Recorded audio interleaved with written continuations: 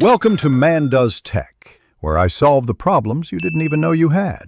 You begin by opening your project and creating index. HTML, make an input with type equals search inside a form. Give it an ID and a clear label because screen readers need it. Add a placeholder so users understand intent. Once done, save and link style.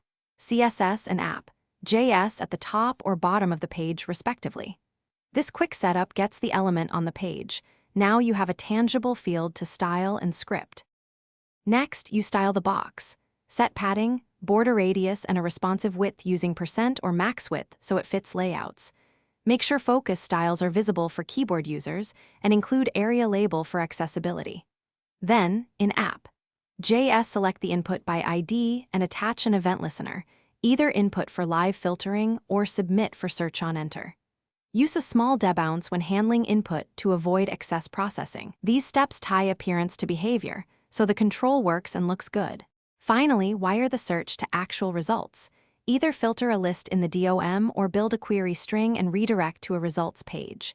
Test with keyboard navigation and on mobile. Make sure empty queries behave gracefully. Use console. Log during development, then remove logs. If things go wrong, check the console for errors, confirm your element IDs match your selectors, and ensure scripts load after the DOM. Once fixed, your search box will be functional, accessible, and ready for users. Thanks for watching.